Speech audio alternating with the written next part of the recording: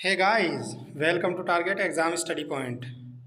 आज हम देखेंगे राइट टू एजुकेशन एक्ट, क्योंकि केवीएस एग्ज़ाम में यहाँ से हर शिफ्ट में एक दो क्वेश्चन लगातार हर शिफ्ट में पूछे जा रहे हैं। इसलिए ये कुछ इंपॉर्टेंट फैक्ट मैं आपके लिए लेकर आया हूँ। आपको ये जानना और देखना ज़रूरी है, क्योंकि आपके एग्ज़ाम में ये काफ़ी हेल्प करेंगे। चलिए देखते हैं राइट टू एजुकेशन एक्ट। तो राइट टू एजुकेशन एक्ट जो है वो कब आया था? तो ये आया था 2009 में, लेकिन जो ये लागू हुआ था वो 1 अप्रैल 2010 को लागू हुआ था। ये 21 फरवरी की पहली शिफ्ट में पूछा गया प्रश्न है। निःशुल्क एवं अनिवार्य शिक्षा को मूल अधिकार के रूप में अनुच्छेद 21A जोड़ा गया था। चलिए देखते हैं नेक्स्ट पॉइंट कि शिक्षा के अधिकार अधिनियम के तहत प्राथमिक कक्षाओं में छात्र एवं शिक्षक का अनुपात जो बताया है वो राइट टू एजुकेशन एक्ट ने 1:30 यानी 30 शिक्षार्थियों पर एक शिक्षक होना ज़रूरी है। ये पॉइंट आपको याद रखना है। चलिए देखते हैं नेक्स्ट पॉइंट। RT 2009 के तहत शिक्षा के लिए एक सप्ताह में न्यूनतम 45 घंटे कार्य निर्धारित किया गया है। ये भी 21 फरवरी की पहली शिफ्ट में पूछा गया प्रश्न है। RTE से 21 फरवरी को लगभग 3 क्वेश्चन पूछे गए थे, तो आपके लिए बहुत ही इम्पोर्टेंट है। चलिए देखते हैं नेक्स्ट पॉइंट कि RT 2009 के तहत प्राथमिक स्तर पर न्यूनतम 800 घंटे कार्य और 200 दिन का कार्य दिवस पूरा करना है। 800 घंटे करने हैं और 200 दिन कार्य करना है प्राथमिक स्तर पर। और RT 2009 के तहत प्राइवेट स्कूलों में 25% सीट निर्धन विद्यार्थियों के लिए आरक्षित की गई हैं। ये पॉइंट भी आपको याद रखना है कि कितने परसेंट सीटें आरक्षित की गई हैं, तो 25%। चलिए देखते हैं नेक्स्ट पॉइंट। RTE को लोकसभा में 4 अगस्त 2009 को पारित किया गया था। SMC स्कूल मैनेजमेंट कमेटी का अध्यक्ष जो होता है वे अभिभावक होता है, यानी गार्जियन होते हैं, माता पिता। आपको ये पॉइंट भी याद रखना है। राज्यसभा में RT एक्ट 20 जुलाई 2009 को पारित किया गया था। ये पॉइंट भी आपको याद रखना है। और RTE को राष्ट्रपति के द्वारा मंजूरी जो दी गई थी वो 26 अगस्त 2009 को प्रदान की गई थी। आपको ये पॉइंट भी याद रखना है।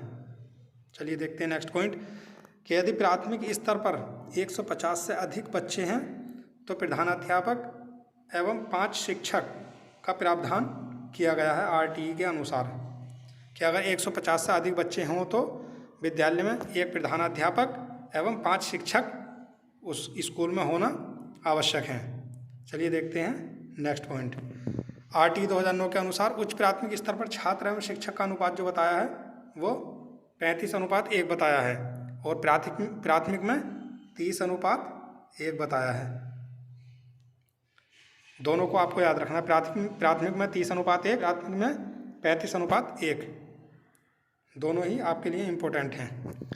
उच्च प्राथमिक स्तर पर 100 से अधिक बच्चे होने पर एक प्रधानाध्यापक की नियुक्ति होगी, यह RTE में बताया गया है। RT 2009 के अनुसार यदि उच्च प्राथमिक स्तर पर प्रवेश दिए गए सदस्यों की संख्या 200 से अगर अधिक है तो जो हमारा छात्र शिक्षक अनुपात है वो 40:1 हो जाएगा। चलिए देखते हैं हम अगला नेक्स्ट पॉइंट कि RT 2009 के तहत उच्च प्राथमिक स्तर पर न्यूनतम शैक्षणिक घंटे व कार्य दिवस जो हैं तो इसमें 1000 और 220 दिन बताए गए हैं। 1000 घंटे और 220 दिन कार्य दिवस होंगे। ये हमारे पूरे 1 साल के हैं। चलिए देखते हैं नेक्स्ट पॉइंट। यदि प्राथमिक स्तर पर एक विद्यालय में कुल 240 बच्चे हैं तो इनके लिए अध्यापकों की संख्या जो होगी वो 6 होगी। अगर कुल 240 बच्चे हैं प्राथमिक स्तर पर तो उसमें अध्यापकों की संख्या जो होगी 6 होगी। RT 2009 के अनुसार प्राथमिक स्तर पर एक अध्यापक को प्रतिदिन 4 घंटे पढ़ाना होगा।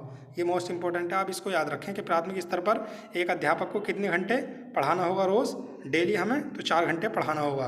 और RT 2009 के तहत उच्च प्राथमिक स्तर पर प्रतिदिन कितना पढ़ाना होगा, तो उच्च प्राथमिक में 4.5 घंटे पढ़ाना होगा। प्राथमिक में 4 घंटे और उच्च प्राथमिक में 4.5 घंटे डेली हमें बच्चों को पढ़ाना होगा। ये दोनों इम्पोर्टेंट पॉइंट हैं आपके लिए, ये याद रखिए आप। RT 2009 की धारा 17 में ये बताया गया है कि बच्चों को शारीरिक दंड देना और प्रताड़ित करना मना है। ये RTE की धारा 17 में बताया गया है। और कक्षा 1 से लेकर कक्षा 5 के लिए विद्यार्थियों के लिए विद्यालय की जो दूरी बताई गई है घर से, वो 1 किलोमीटर होनी चाहिए। बस 1 किलोमीटर के अंदर अंदर विद्यालय, प्राथमिक विद्यालय होना चाहिए।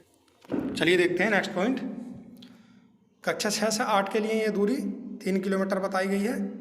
और एक 9 साल का बच्चा जो पहले कभी विद्यालय नहीं गया हो, RTE के अनुसार उसे कौन सी कक्षा में प्रवेश दिया जाएगा, तो उसे दिया जाएगा चौथी कक्षा में। अगर कोई बच्चा हमारा 9 साल का बच्चा है तो उसे अगर हमें RTE के अनुसार प्रवेश देना है स्कूल में, तो उसे चौथी कक्षा में प्रवेश दिया जाएगा। चलिए देखते हैं हम अगला नेक्स्ट पॉइंट। RTE एक्ट 2009 में कुल धाराएं कितनी हैं, तो ये कुल धाराएं हमारी 38 और 7 अध्याय और 1 अनुसूची इसमें शामिल है। ये इम्पोर्टेंट फैक्चुअल जानकारी है, आप इसको भी याद रखिए। अध्याय 4 में सर्वाधिक धाराएं हैं, इसमें 12 से लेकर 28 तक धाराएं हैं, जो 16 धाराएं आती हैं, ये सबसे बड़ा है। और मोस्ट इम्पोर्टेंट जो 21 फरवरी को फर्स्ट शिफ्ट में पूछा गया था, वो ये SMC विद्यालय प्रबंधन समिति का प्रावधान RTE की धारा किस में किया गया था, तो वो है RTE की धारा 21 के अंतर्गत किया गया है। और धारा 25 में छात्र एवं शिक्षक का अनुपात बताया गया है। और धारा 28 में ये बताया गया है कि प्राइवेट ट्यूशन टीचर को पढ़ाना मना है, कि प्राइवेट ट्यूशन बच्चों को नहीं देना है।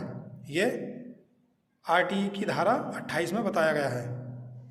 छात्र एवं अध्यापक अनुपात में प्रधानाध्यापक शामिल नहीं है, आपको ये भी याद रखना है। RTE 2009 के अनुसार विशेष आवश्यकता वाले बच्चों को समावेशी शिक्षा व्यवस्था के अंतर्गत पढ़ाना चाहिए, ये भी इम्पोर्टेंट है, आप इसको भी याद रखें। और धारा 24 अध्यापकों के कर्तव्यों से संबंधित है। आपसे ये भी पूछा जा सकता है कि RTE की वो कौन सी धारा है जिसमें अध्यापकों के कर्तव्यों का वर्णन किया गया है, तो धारा 24 है। यदि एक प्राथमिक विद्यालय में कुल 62 विद्यार्थी हैं तो कुल 3 शिक्षक उपलब्ध कराने होंगे RTE के अनुसार। और धारा 38 राज्य सरकार को नियम बनाने का अधिकार देती है, आप इसको भी याद रखिए। चलिए देखते हैं नेक्स्ट पॉइंट। RTE 2009 के तहत अध्यापकों के प्रशिक्षण के लिए मानकों का विकास व लागू करने का अधिकार जो है वो केंद्र सरकार को है। ये अधिकार सिर्फ केंद्र सरकार को है, ये RTE 2009 में बताया गया है। और शिक्षा के अधिकार को प्रकृति जो दी गई है वह संवैधानिक प्रकृति दी गई है।